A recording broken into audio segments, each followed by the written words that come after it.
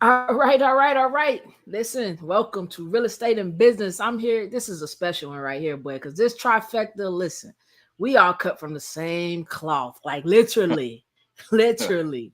But Yeah. we're still in the same game of real estate. So I'm Toccara Williams.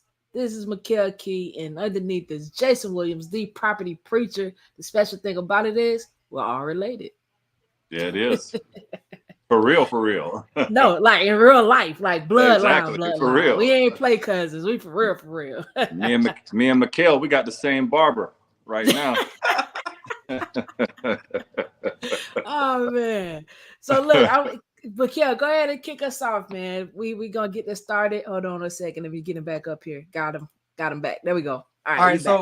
so the biggest thing, obviously, we're bringing the property preacher on. I'm not gonna reference him, as our relative because I think that's doing him a disservice and doing our viewers a disservice because he has a wealth of knowledge, double and triple of what me and you have. This guy has done so much, and I just want him to take a little time out to just tell the viewers who he is and how the spirit has led him into real estate and how he's able to change lives right now through his platform. So if you can, Jason, just kind of tell us a little bit about who you are, what you do, and how you make a living every day. All right, cool. Thank y'all for having me on the show today. I'm truly excited, and absolutely, this is the first. And I know, our grandmother is looking down and she's smiling on today, along with some other things that she's saying. But I know she's happy on today. But I'm Jason Williams. I hail from the city of Hollywood, Florida, related to both of these characters that we're doing this podcast with today, and I'm thankful and I'm glad of that. And and my journey is is of course is different from a lot of other people's journey, and I don't have this crazy story, but once again, I'm from the city of Hollywood, Florida. I live right now, Plantation, Florida, right now, and I got into real estate initially in 2005. That was my first. That was my first. Whole. Induction into the real estate game. I was a mortgage consultant back in 2005. Got into the game. Just basically just trying to learn something new. And back in 2005. I actually was writing mortgages. I remember being in this office in Hollywood, and a deal had came across my plate. And let me just back up a little bit because my background was I was in restaurant business for over 25 years. I was in the restaurant business for over 25 years. I was for many people that may not know, I was a waiter in the restaurant, and so I worked at different establishments and things like that, and just kind of looking for some other stuff to do to bring in some revenue. And so I started doing mortgages. And at that point, when I started doing the mortgages in 2005, I was realizing after I wrote my first mortgage, saw a nice little commission check, which was pretty decent, and so it kind of opened up my eyes. One day, I had a coworker in the restaurant that I was working in. He had a property, and the property was in Hallandale. And Toccara, you might know the area. It was in the Gulfstream area, not too far from the Gulfstream racetrack. And this guy was like, "Hey, listen, I got this property, and I wanna." He wants to sell it or something. He was falling behind in the payment, so found out what was going on. He was behind probably 4 5 months in the payments on the property. And at that time in the game, I didn't know what to do because I was trying to do a refinance for him. And then the owner of the mortgage company said, "Listen, they're getting ready to start the list pendants, the initial stages of the foreclosure. This guy, he could potentially lose his property or whatever." And the guy, he really had no money. I don't know what he was doing with his money, and because he was making money at the restaurant, but he was not paying the mortgage. So unfortunately, he was about to lose the place. So the owner of the company said, "Listen, Why don't you do X, Y, Z or whatever, whatever, whatever? And I said, okay, I never even thought about that. So he was basically telling me to per se, to basically, you know, get the property, uh, get it reinstated with the mortgage company. In essence, get it reinstated, you know, and you know, pay the fees or whatever. Have the guy deed the property over to you. And that's what I winded up doing. But keep in mind, at that time, I'm new to this game. I had no money. You know what I'm saying? So I'm like, how do I pay up these fees when I, you know, had no money? So I had to find, you know, I won't say the person who I found that helped me and gave me some of the cash. And I gave that person, this was crazy back then. Y'all got to hear this part. This is a part that was crazy. This person gave me at that time, I can't remember what year that was, maybe 2006. It was probably about $15,000 to get that person's property caught up. I winded up paying that and giving this guy about $8,000 cash for his pocket. And he winded up, you know, taking that money. A few months down the line, probably 2.5, 3 months down the line, I found out that he wasn't paying the mortgage again. So I said, hey man, you gotta go. Long story short, I winded up selling that property. The person who gave me the money to get the property reinstated, I gave them back their money that they gave me, plus $20,000 cash. That's how crazy it was. That's how desperate I was trying to make some money. I winded up making about $15,000 myself, and that person made 100% on the money that they gave me. And the next question that person asked me, you have any more deals like that? So from that point, that light just started going off in my head. So basically, you know, I got back into that business back then in 2005. Fast forward, went to 2007, was writing mortgages, sold our property that we had in Fort Lauderdale, moved to St. Lucie, Florida. I was there for maybe about 90 days at the most, and then the housing market crashed. Housing market crashed around 2007, 2008. I'm scrambling, had to get back into the restaurant business to try to make ends meet. Of course, I had, you know, my background. You know, I went to school, played a little basketball, junior college, in the Division II school up in Alabama, and, you know, had some injuries and things like that or whatever that kind of led me to, you know, to doing the stuff in real estate and getting into the restaurant, because I'm a father of five, had 5 children. I beat you out on that, Mikel. I had 5 children and trying to support a family, so it was very tough. And so, you know, with that, you know, after 2007, when the housing market crashed, got back into the restaurant business, just trying to make some money. And I just knew at one point, at some point in my life, that I was going to leave that business. I just didn't know when. You know, Right. I felt that little security blanket because I was making cash every day. I was, you know, I was making more money than a lot of people that had college degrees, to be honest with you. You know, and I didn't have to have a degree at that time. And so, and it was less stress for me. You know, I was able to go to some of my daughter's basketball games and my son's basketball games. So that meant a lot to me. And, but, you know, a few years ago, I started thinking, I said, man, I'm getting older, approaching that 50 mark and things like that. And I really had to start thinking about some things. And so 2019, one of my guests that came into the restaurant, he was like, hey, man, they called me 6'8" because of my height. It was like, hey, man, if you ever get a deal, you want to get back into this business, you get a deal, let me know, and I'll fund you the deal. And less than a month, I got my first deal. And when I got that first deal, it netted me about 20 grand. Go ahead, Mikel. So quick question, and I think that's you. So you dropped like, and I made some notes down here. So you dropped like 4 different gems, like 4 or 5 different gems. So what I always try to get people to see, especially in real estate, is all of us have come from somewhere. Different path.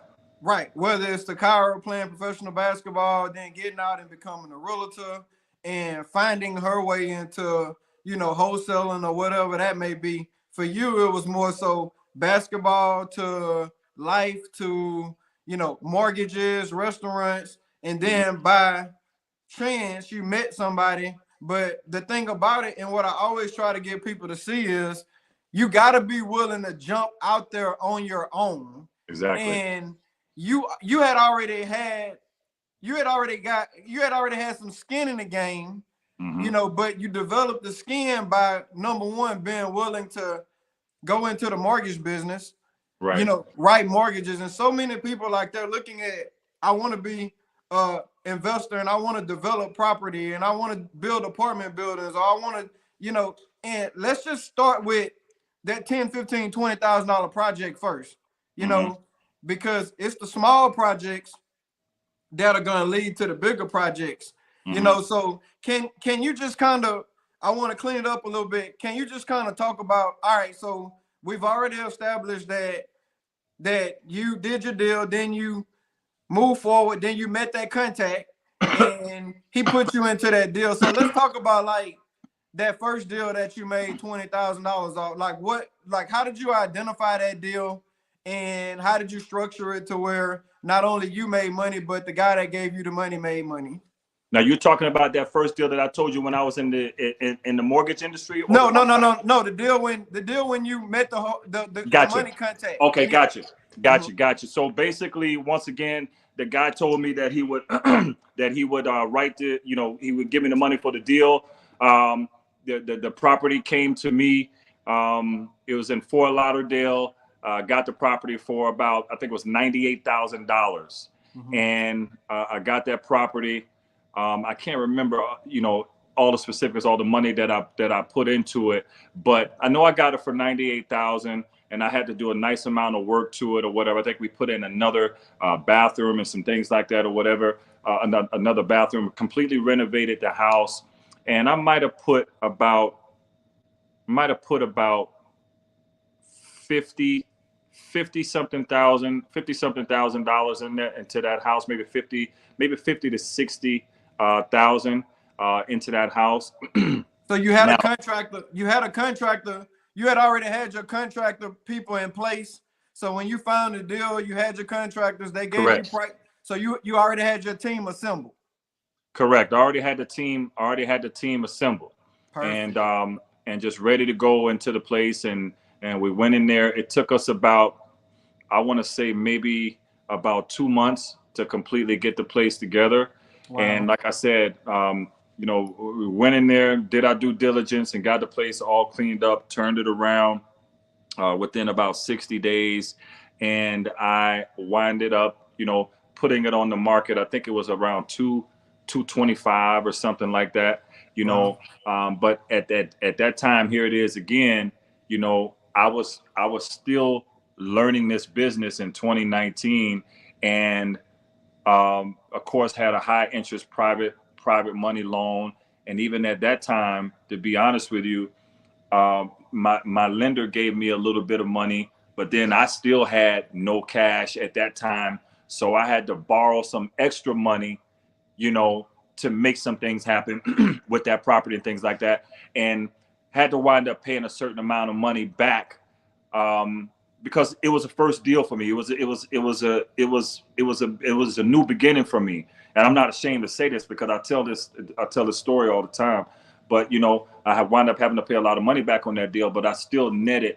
I netted over $20,000 on that deal. It was probably about $24,000 on that first deal.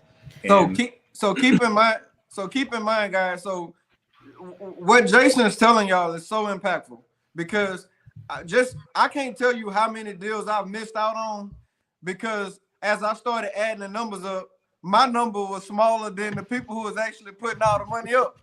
And I'm like, well, all right, let me try to negotiate a little bit more so I can increase my yield. And then before you know it, I done lost the deal. So, yeah, exactly. So guys, you know, the value in deals is not what you're gonna make. It's what your partner's gonna make. You obviously, if you put a good enough deal together, you're gonna eat.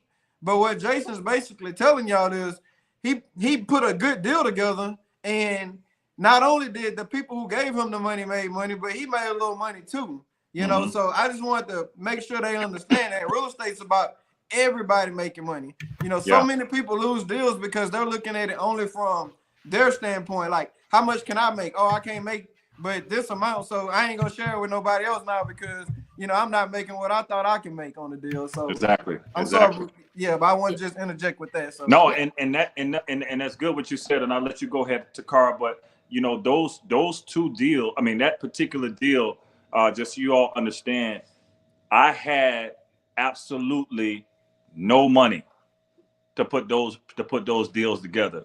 And it's just a testament to, you know, to God being faithful to me. And also another thing that I know we'll probably get along, talk about it later on down, but keeping your name good with people, because you never know when you have to go to that well and talk to people. Hey, listen, I need to do this and I need to do that or whatever. This is what I'm trying to do. So basically keeping your name good with people is a great thing.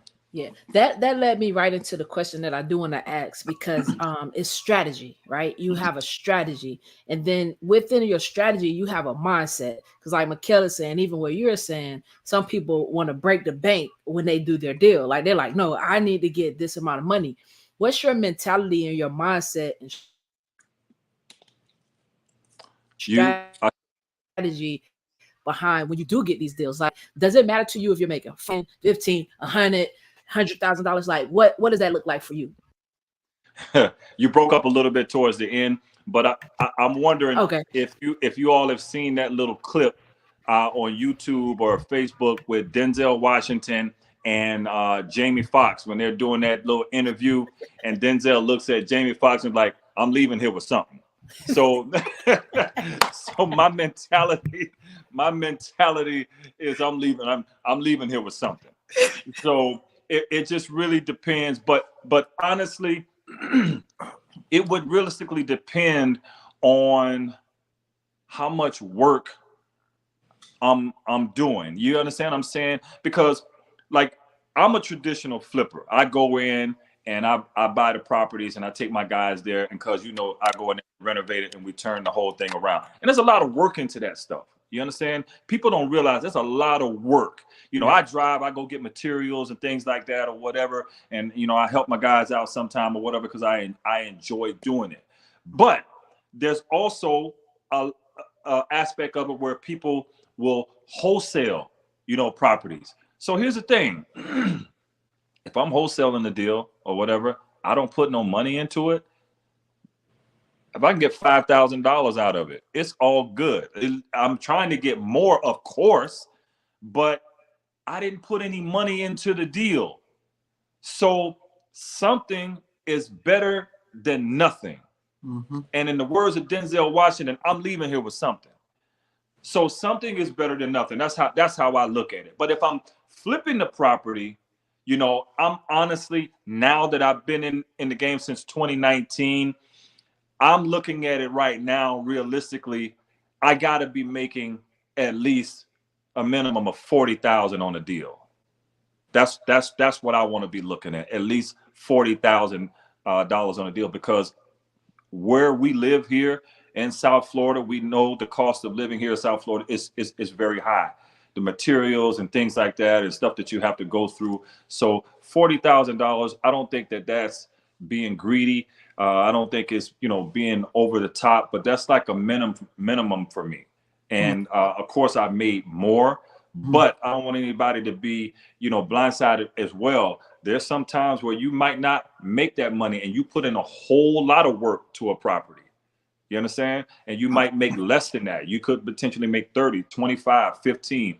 As long as you really don't lose anything, then it's a good day. And then you live to fight another day. So now when you're acquiring these deals, are you putting 10, 15% down on these, or because you're acquiring them for so low, is your lender, they typically give you 100% of the money down to go ahead and do the project?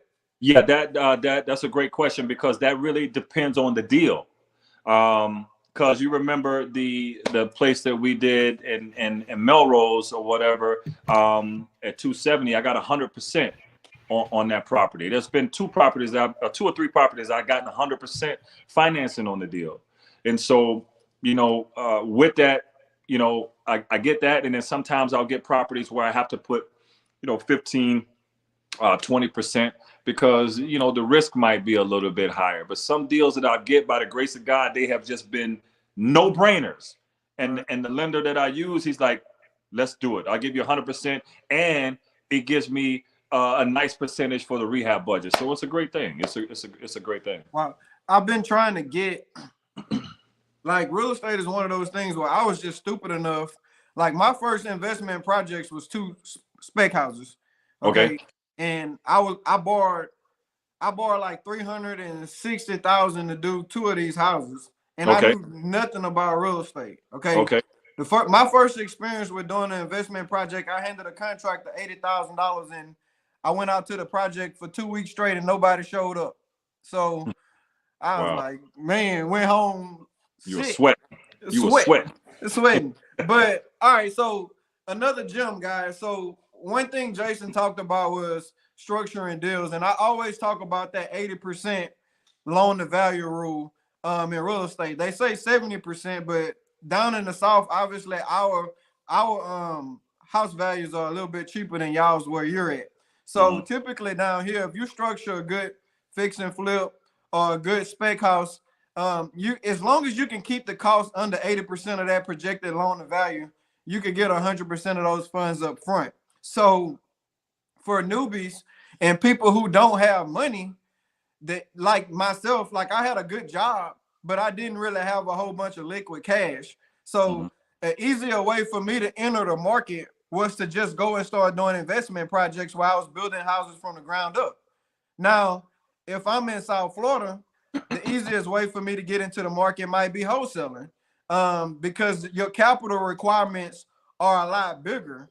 But what I always try to tell people is you got to know the lay of the land where you're at, and then you got to try to figure out how to enter the market with no money. Because I'm just going to be honest with you. Early on in my journey, and this is not about me, but I think it fits into what we're talking about.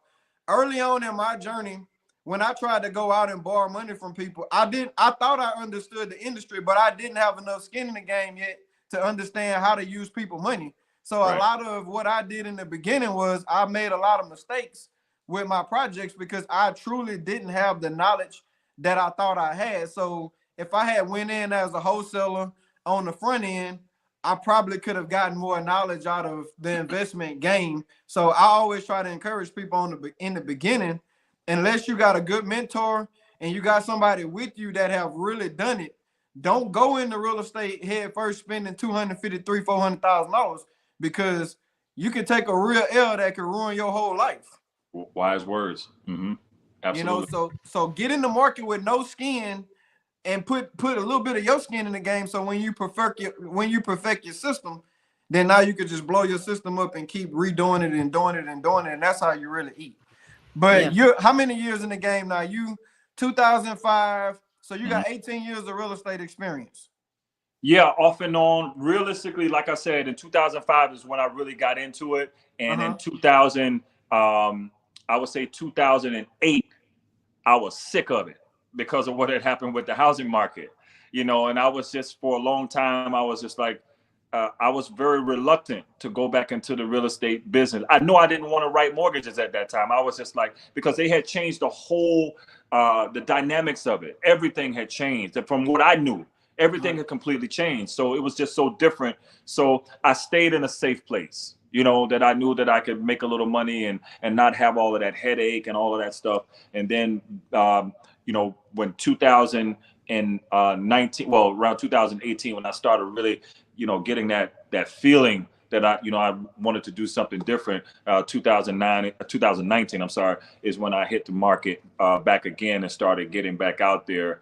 And in around 2022, matter of fact, last year, for people that didn't know, that's when I completely just left the restaurant industry altogether and just said, I'm just going to do this full time.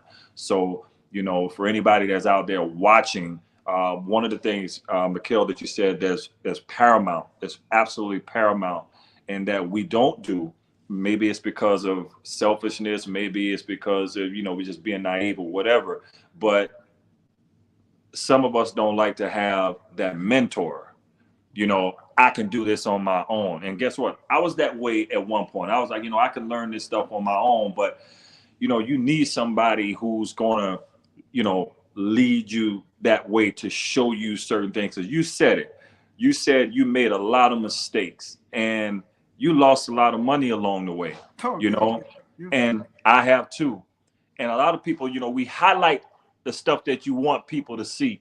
but a lot of folks don't. They don't highlight these things that people need to hear. They need to hear this stuff because you jumping out there into the game and you're like, oh yeah, I want to make this money. Like one of my old partners used to say, people jumping over the dollars to get to the shiny pennies because they're shiny. You know, you're seeing people that are making money in the real estate game, but you don't understand what they have. They're showing you certain stuff that they want you to see. Yeah. You're not seeing everything. So you know, but thank God, you know, in 2019 I started getting back and endeavoring into this business, and it's been good. And so I'm truly grateful for that, man. He's the restaurant. He's the restaurant flipper, the property preacher flipper. Now here's the thing. All I'm right, hustle man. So here's the thing. We're laughing about it because it's funny, but there's another lesson in that as well too. And I think that it fits the market right now because we have so many. And man, Toccara, we talk about this all the time because real estate is a recruiting funnel. Like all we do is we recruit, and we talk to people who want to come in as agents. And they say, well, man, you know, how much money am I going to make in year one? All right, well, I say 0 to 10, you know, 0 to 10,000. The second year, if you're working hard, you might go from 10 to 15, or you might go back down a little bit. And it might take you 5 years before you take off. But now we're in a situation right now where interest rates are high. So only 20% of the agents are making 80% of the money. So we got to start thinking about ways on how we can grow our network. So you think about that new agent that has came into the industry, or that new investor that came in and quit that main career thinking that this thing was about to pop off. You know, now what Jason talked about was being in the restaurant industry and meeting contacts. You know, so can you talk about, like, because there's somebody out there right now that want to get into real estate and they may be working at McDonald's and they may have this old guy that comes in McDonald's every day, sit in the same place, drink the same coffee. I know it because one of my clients, we go to McDonald's and we have coffee, and he sold a company for 15 million, got mountains of cash to invest. So can you talk about just those low, what I call them, those low ticket items, like, hey, how you doing today? By the way, I see, you know, you like this nice cocktail on the menu. What do you do for a living? You know, can you talk about those low ticket items that people miss every day that could really transform their life, and how you working in the restaurant industry may have benefited you to where you're at right now? Yeah, that's low hanging fruit, man. Low hanging fruit. Yeah, absolutely. You know what? You never burn your bridges, man, and you do not know what a person has in their pockets. You know, two of the most wealthiest men in our country, Warren Buffett and Bill Gates, look like they do their shopping at Walmart.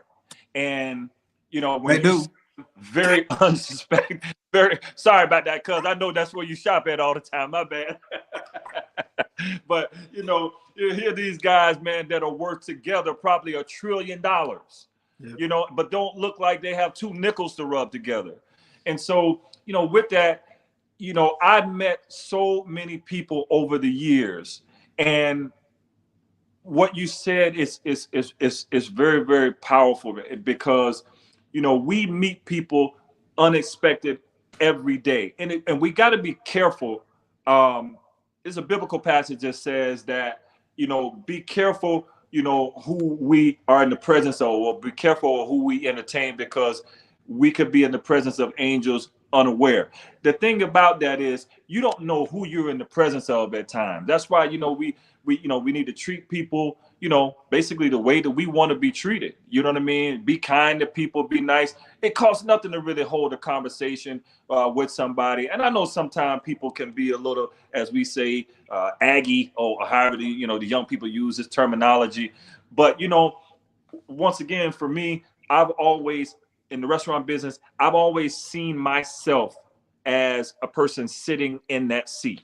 You know, somebody coming in, I treat them how I want to be. I don't care if they're 100 years old. I don't care if they're 2 years old. Even in that business, I got some of my best tips from people who were married couples coming in with children because I took the time to care for their kids and understand, because I'm a father of 5, so I understand.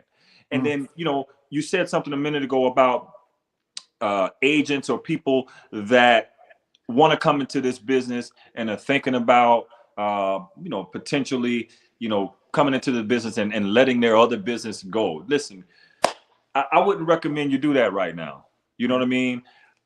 Everybody is different, because you could run the risk of really putting yourself in a bad situation, being frustrated, and just coming in this business, you working a job and saying, you know what, I'm gonna quit my job at McDonald's, or I'm gonna quit my job at this place because I'm sick and tired of this. Yeah, you could be sick and tired, but you got to make sure that you have that backup plan, because you're going to be frustrated. And there have been plenty of people that I've been in the presence of that wanted to do this business, and they really don't understand, what it's going to take. And once again, results may vary with different people, but you got to be careful, number one, of how you're treating people, and always, just be respectful, with people, because once again, you never know who you're going to be in the presence of. One of my lenders, a guy who I get the money from to do my deals, one of his investors had been coming into the restaurant for years. This was years ago. And this guy knew me. I had waited on this guy several times, never knew who he was. And then one day he came in with my lender, and he said, "Hey man, how you doing, Jason?" I said, "Hey man, how are you?" And then he was like, "I'm the lender on the deal that you just did." I said, "Now I know." You know what I mean? And I just treat them like regular people. But it's just important to make sure that we keep these relationships and we keep these things fluid, and making sure that we are talking with people, and don't minimize anybody. I don't care if you meet somebody in Walmart, it could be an employee in Walmart, a cashier in Walmart.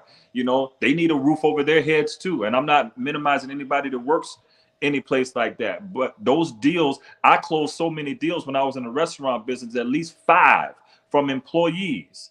So you always got to be, as one of my old business partner used to say, ABC, always be closing. Yeah. But also at the same time, I'm writing that down. That's a good one. Also at the same time, make sure you have compassion for people. It's not always about a deal, because Toccara will tell you that, honestly, I may be a rare breed, because I really do care about people. If I'm going to mess up a relationship with somebody, or I may not ever speak to this person again, and I've known this person for a long time, or even if I haven't known them, sometimes I'll just walk away from a deal, because I don't need the headache. You know what I mean? I get my blessings. God's going to continue to bless me, but I just believe in treating people with honesty and respect and integrity, or whatever, until you cross that line with me.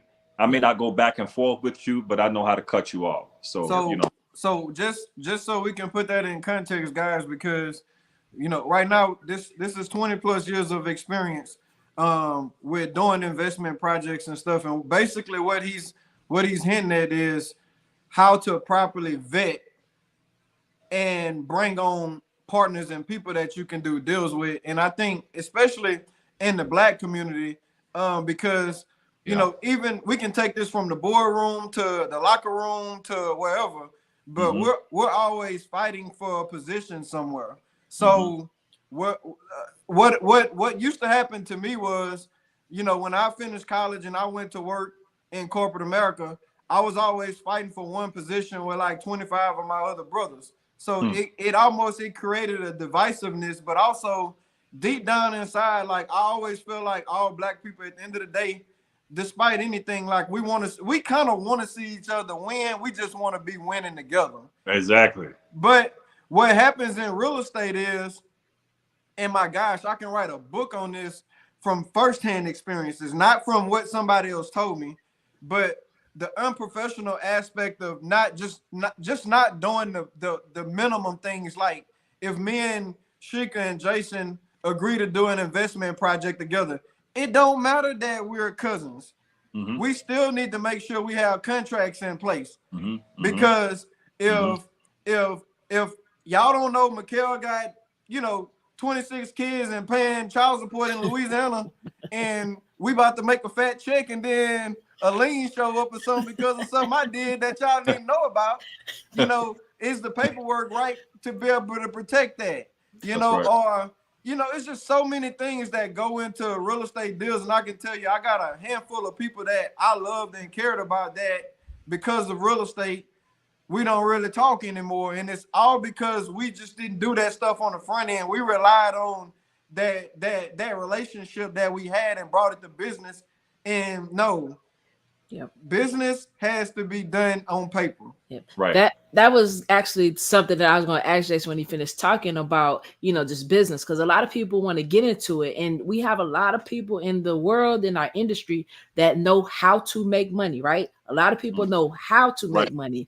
The problem is a lot of us don't know how to run a business. A business. So when you decided, you know what, I'm leaving the restaurant business and I'm going to pursue real estate full time, I'm going to go all in.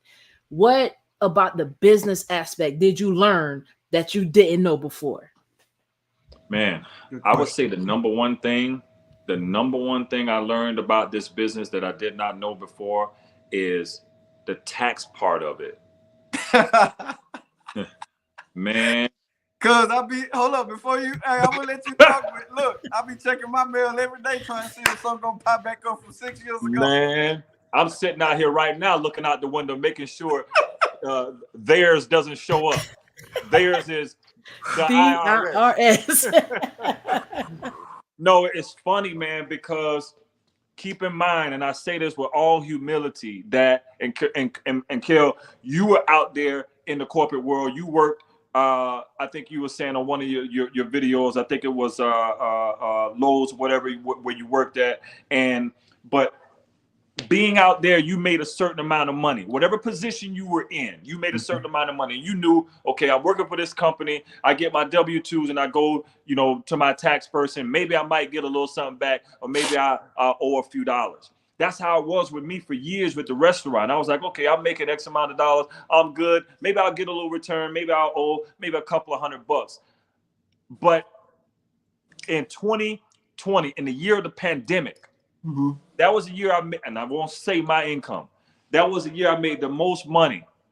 That year, 2020, 2021, and like 2022.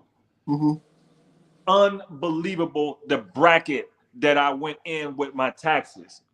I was sharing with my mom, and I was talking to her about some stuff, and she said, well, how did you wind up paying that much taxes? And I paid, because she paid a lot too. Her being a nurse for 53 years and things like that, and giving a shout out because, she making some money too. But she the goat. That's the income goat. that I made, the income that I made in those 2 years had almost doubled what she had made. You understand? And so when I went to my tax person in 2021, and they told me how much I had to pay, wait a minute. I said, hold on. I kept stuttering, and I'm telling the girl, I said, no, you got to have something wrong.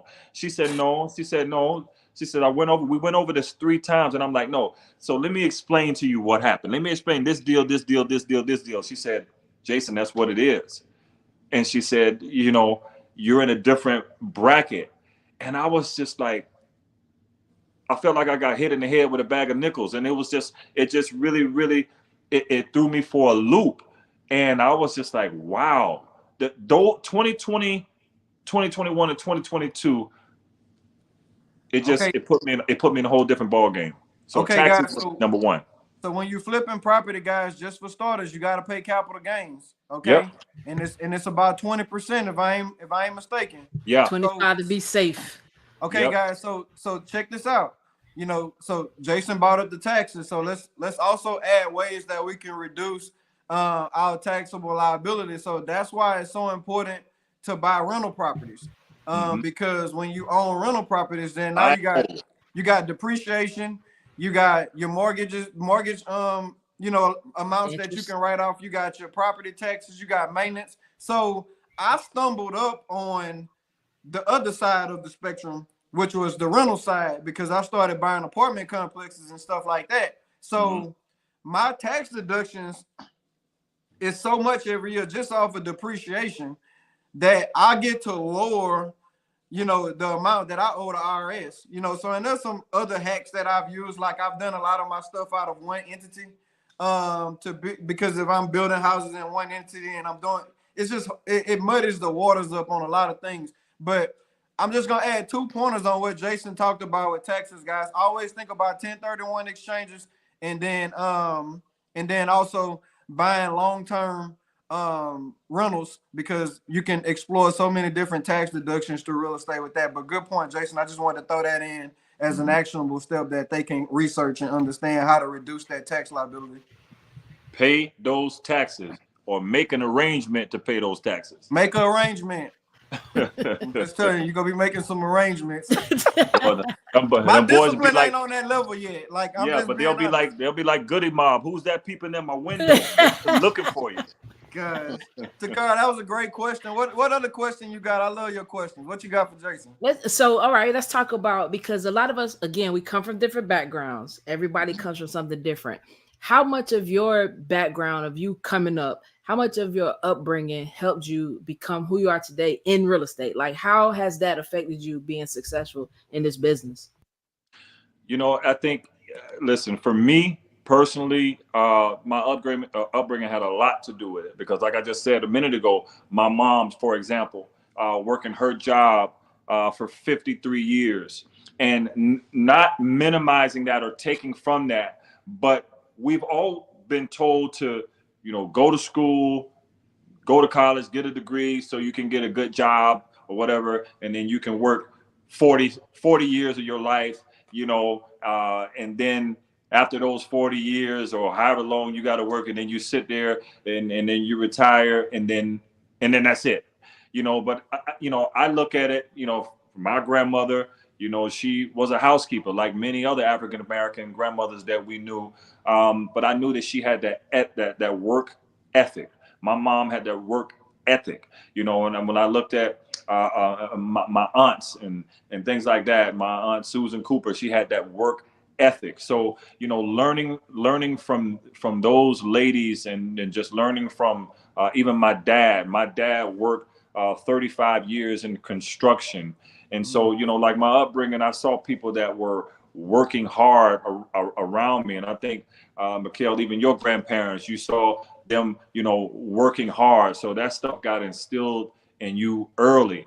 And so, you know, for me, you know, being around our family members, and then and we have, in every family, you have certain family members who don't do right for certain, you know, lack of a better terms, and you learn from that stuff as well. You learn about what you don't want to do in the road that you don't want to take. There's I was talking to 2 of my cousins the other day, and we were texting back and forth, and we were talking about the dysfunction that's in a lot of families. You know what I mean? You know what I mean? So it's not just us, but it's a lot of other people. Even in biblical days, in the life of Jesus, there was dysfunction in his family as well.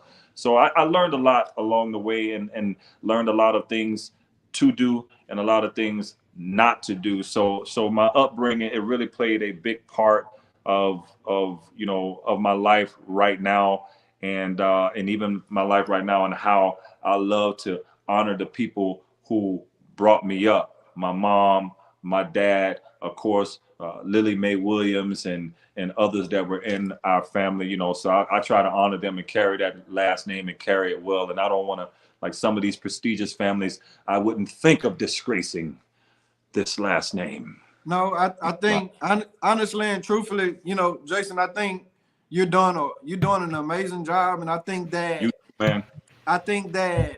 you know, like, the way I look at things is like this. Okay, so like, I grew up idolizing Toccara, and Toccara may have grew up idolizing you, you know, and like we both look up to you at the end of the day. So it's kind of like, you know, you just never understand, you never realize the impact that you're making on people, because it's not by chance that all 3 of us are in real estate. You know, it has to be some there that's kind of like, all right, he's pulling me towards this direction, she's pulling me towards this direction. Like, we all share the same interests and kind of the same background, and we all come from the same bloodline. But I think you know, kind of where you're at, Jason, and what I see with what you're doing and what I see with what Tocara's doing is like we're trying to leverage what we're doing to share with other people, you Right. know. And for me, real estate is not, dude, I promise you, and I say this all the time. I had the opportunity to meet Rod Strickland one time, and we was just talking about basketball because I'm an agent too. A lot of people don't know I'm an agent. Like I hold license to negotiate contracts in the NBA. And I met Rod Strickland. And I was just talking about like my vision for just helping people. And he was like, "Oh, it's always about the money." And I was just like, "No, it's not." You know what I'm saying? Because a lot of what I do, like I got a student right now that I'm helping build, that he wants to build spec houses. All right. His average project in our area, he's probably gonna make 30, 40 grand. Okay, just by where we live. And he bought a course from me for like $200. You know what I'm saying? And I'm mentoring him. So it's really not about the money. It's about like I know that what I went through in life, and I know that hadn't it been for real estate, hadn't it been for me going through the failures that I've been through in life, the trials and tribulations, and watching my mom, you know, have to just work very hard as a child. Like I remember when I was 14, and I told Toccara this, and my daddy left for Donald Trump how to do a deal book at the house. So I still keep that book on me to the day. I had that book when I was 14. Like that's not by chance. And I remember I ordered a $200 eBay how to be a real estate investor course off eBay. You know, I was like 15, paid a lady $200. She shipped me a little white booklet off that she had printed at Office Depot to somewhere. But listen, it's just kind of like, I don't even know how I can word this question for you, bro, but just like, man, when you walk in them properties and you doing those deals and you posting your stuff, like, dude, it's raw. It's unedited. Like, it's raw. Like, you in the moment. So just because you're a preacher, so talk about like the gospel and how you mend that together with real estate, and like, why do you do it? Like, because you're not just doing it for the money, bro. So like, why are you really like, why you feel like you're really doing this? But before you answer, I'm gonna tell you something. When Jason will always walk me in properties as soon as he gets them and be like, "Look at this, cuz." And if you've ever seen a kid at Christmas that lights up when they're about to open their gifts, when they see how many gifts they have, that's him in these distressed, dysfunctional properties. The vision that he has is unmatched. I'm telling you, it is truly it's an anointing, because I go in properties all the time where people renovate them, and I don't get the same vibe that I get from him, because remember, where there's no vision, people will perish. So I'm gonna let you go ahead and do that, cuz. Go ahead. I thank you. I thank both of y'all for those words, because you know, in 2019 it was a difficult time for me. I hate to talk about it because, you know, it is a year that I had to shut down the church, and I think it was April 2019 where we had to shut down the church and everything like that. That was like a year before COVID. And so by doing that, it just really, I didn't know what was going to happen at that time. Matter of fact, I got a video on our church's Facebook page from that time at the Life Changing Word Church. And I was like, God, I don't know where you're going to take me and what you're going to do. I said, but you know, whatever you do, I'm going to be satisfied. And a month after that, that's when I got the first deal. And so, cause I didn't know what was going to happen. And so, you know, you fast forward that now, when I go into these properties, I don't know. It's just, I get a feeling. I love to see people smile. I love to try to impact and to try to change a life. So that's why I do it.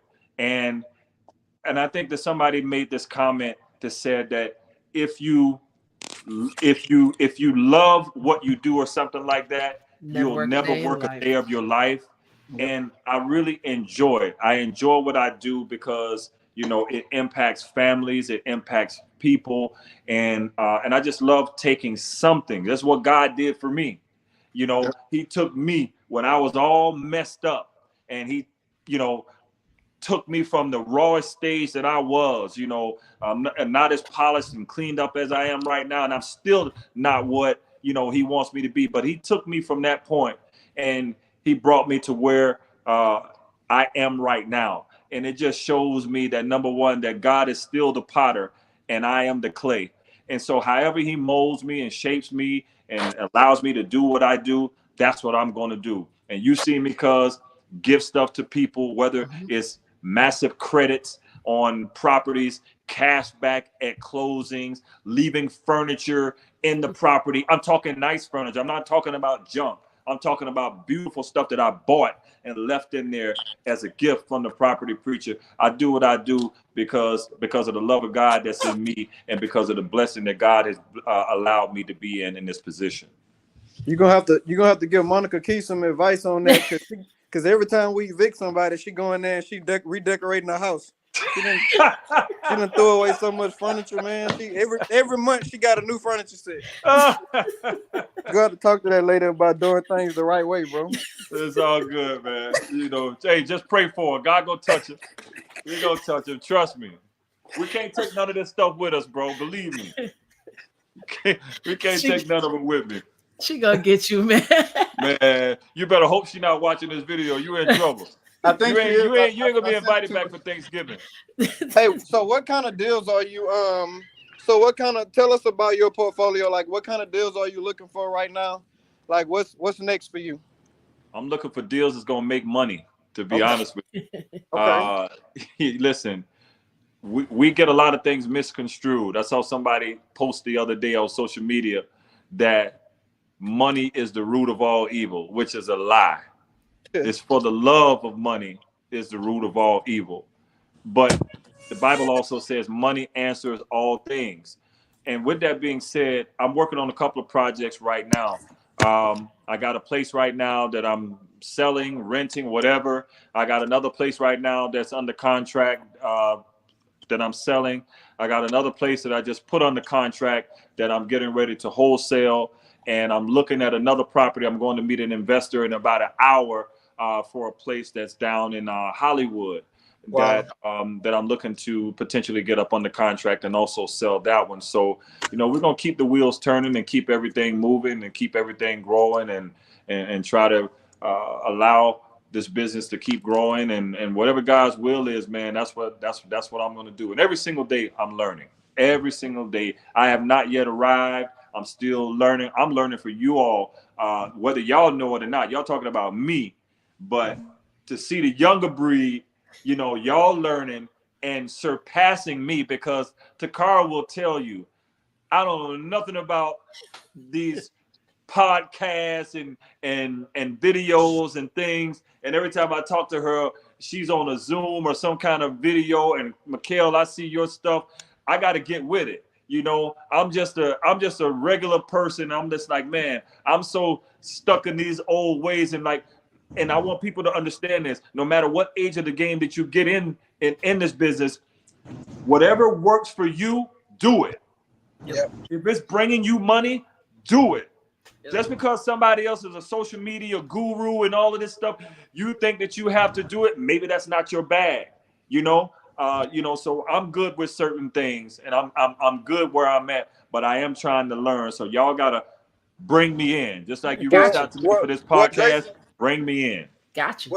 What Jason, you bringing up a good point about social media, and I'm telling you, it was something that I ignored. I'm not gonna say I ignored, but I didn't want to embrace it because it's a little cringy at times when you see people and they just post all the time. So it's like, yeah, all right, whatever. But it's you know, the way I see it, like the people that have embraced social media, like they're seeing so much growth in their own business. Because think about it, like we don't read the newspaper no more. Like we're not watching. What's the newspaper? Right. We're not watching Sports Center anymore. You know, so there's been the Grant Cardones and, you know, Patrick David and, you know, all these guys that have built these massive communities. Like we took it for granted when we saw them doing interviews and all that stuff. We didn't know what they were doing, but right. they were building their own communities. And I think that's what social media is to me and Toccara. You know, it's a platform where we can just let people know what we do, because this is where everybody's at. You know, so why, if you're a realtor, or if you're a broker, or if you're an investor, you know, or if you're a mortgage loan officer, like why aren't you on social media? Like that's where everybody's at. Yeah, it's your broadcasting station. We all have our Hold own on 1 second. broadcasting station. Hold on 1 second. Yep. Yeah. We all have our own personal broadcasting station. So if you just like you're in the car right now, you turn on your radio. If you don't want to hear what's on there, what you do? You turn the channel to something that you like. And we have to look at social media the same way. We don't have to conform to what everybody else is doing. You have an audience here. Reach your audience. Know who your audience is and nurture your audience. We do the same thing in our business, build relationships. But I do want to tell Jason something. You said that, you in 2019, you had to close the church down. But I think God was actually prepping you for what he's about to enlarge your territory with. So now I close those 4 walls, but you can have 4 walls of the earth where there's no boundaries. So now you in there, you getting your properties in, you developing them. But I'm telling you guys, pay attention. It's on the shirt, right? Pay attention. Pay attention. The African American Real Estate Association is coming, and the leader is on the call right now. So that's your new church, cuz I'm telling you. There it is. And look, I want to say these couple of things. What you said, and I thank you for that, which is powerful. Also, with what I do, it also gives me a chance to minister, to talk to some of the guys that are on these job sites. Mikel, you've been around plenty of guys who do contractor work, and you know that they need the Lord. So, I mean, it's like being there and listening to some of these conversations, and that's where you hear it all. You think the barbershop, you hear a lot of stuff, or the beauty salon. Man, you on these job sites, that's where you hear it all about relationships, about finances, about health, and about a whole bunch of stuff, because these people, they wind up opening up and telling you all a lot of things. And I wanted to say this one thing before I forget. I had this vision earlier, and I wish I could have did it, but I was running around today and I couldn't get it done. But something hit me earlier this morning when I got up. And I said, you know what? When we do this podcast, I said, I'm giving y'all, we all got new names today. You know how people are wearing these shirts that, these shirts that got these captions on the front or whatever, the drunk cousin and the this cousin or whatever. So, I'm the house buying cousin. You know what I'm saying? And we got the real estate cousin, the property selling cousin. That's you, Toccara. And then Mikel, you like the contractor, the business cousin, or something like. We got to come up with that name. So when we do our next podcast, we have that on our shirts. And don't nobody try to steal my idea, because I thought of it first right here today. Refer to, just give me the rental cousin or something, property manager. the rental cousin. I'm gonna be honest, I was a horrible contractor. I wasn't trying to be, but I sucked. But you learned from it. You learned from it. You found your lane, and you was like, this ain't it. Let me, that's important. A lot of people don't understand or even acknowledge their lane. I'm gonna give a shout out to the GOAT, your mom, though, real quick, because when I was in 11th grade, I did an interview playing basketball, and she was like, you are not going to speak like that while you representing the fam. So now I'm like a guru at interviewing people. So appreciate you, auntie. Salute. That's it. And she gonna be watching this video. That's right. I tell them all. Yep, I know she's tapping the phone right now. That's right. and that's great. And there's a way that you have to speak to people. There's certain groups of people that we can go through and go to and talk to, and we just got to know how to speak to these people. And I think that both of you all, you do it well, because you know how to adapt. You know what I mean? Y'all know how to go before. You can go before Congress.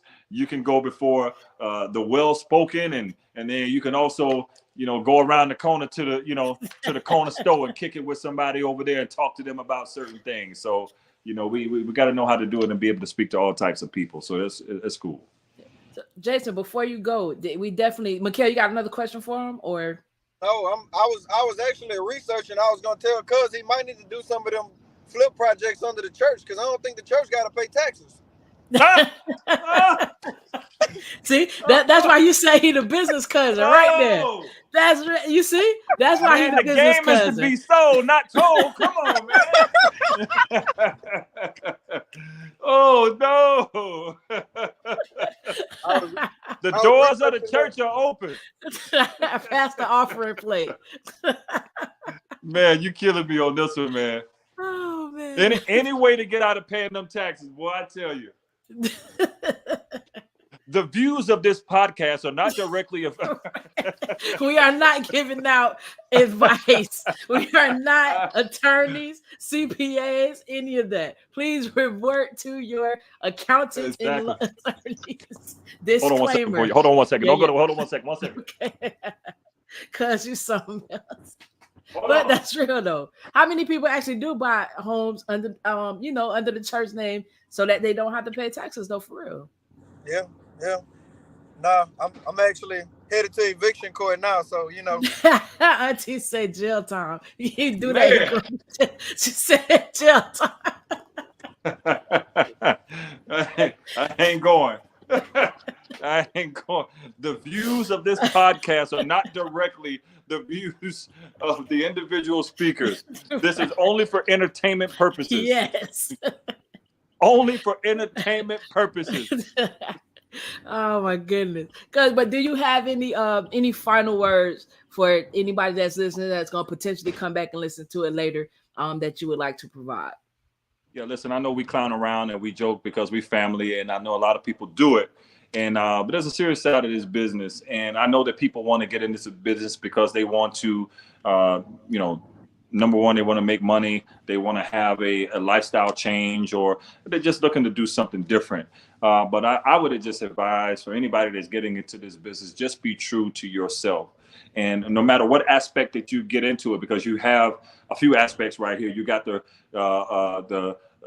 rental cousin, you got the property selling cousin, and then you got the property buying cousin. So we all three dimensions, right? And so all of us, have our own areas of expertise in our own lane, but there's a lot of people that want to get into this business for various reasons. Just make sure you are true to yourself. I've done a few training classes for people that want to try to flip properties. And one of the first things I tell them, I said, this business is not for the faint at heart. Because if you're getting in this business, and I think, Mikel, you mentioned it a few minutes back, a person, ask you how much money can they make in this business. You got to set realistic and clear goals, because I know people that want to wholesale, that want to flip properties, and they've been in this business a year and haven't made a dime, and I try to call them and encourage them, and they think that sometime, I'm gonna go buy this course and I'm gonna make all of this money, and it's not as easy as that. So you got to make sure that you are true to yourself, and this is something that you want to do. And if you've been in this game for a year or two, or you haven't done anything, maybe you might have to look at, doing something else. Maybe it's not for you. I don't want to discourage anybody, but you got to be able to get out there and get into this game and make something happen. Just like what we did at that area meeting a few months back. Get into the game. You got to figure out what it's going to take for you to get into the game. We talked about mentorship. You got to have somebody who you are willing to follow, because how are you going to lead if you're not willing to follow? So, Yes, you got to have somebody who's able to pour into your life and to show you certain things. And whether y'all believe it or not, right before we got on this call, what did I do? I called you, Toccara, about a contract issue. Yeah. I said, man, my brain froze up for a second, so I need your help. And when we're done with this call, I'm calling her so we can finish this contract issue. So Exactly. So, just stay true to yourself, and everything else will work itself out. And so I hope the best for everybody that watched this podcast today. And I'm thanking you all, Toccara and Mikel, for y'all's expertise and staying diligent in everything that y'all doing. Keep pursuing, keep pushing, and we're gonna make it to the top together. Yes, sir. Mikel, you got anything? Love you, man. Hey, Love you back. Hey, I love both of y'all, man. Just keep being an inspiration, man. I'm just happy we here, man. Yeah. Oh, Mikel, is it cold up there? Yeah. Man, Man, you got cold, this buddy. snow jacket on, man. I meant to tell you that, man. It looks like you freezing. What's the temperature? I still don't understand why I chose to stay here in Louisiana and not move out there. Like, I can't figure it out. I got it's like 40 degrees, man. I know why you stay there. 2 words: Bayou Classic. The Southern Jaguars against the Grambling State Tigers. Listen, you right between the middle, so I don't know which one you actually go for, man, because that's a hard one. A Grambling woman got me. Okay, but you got roots in Southern too now.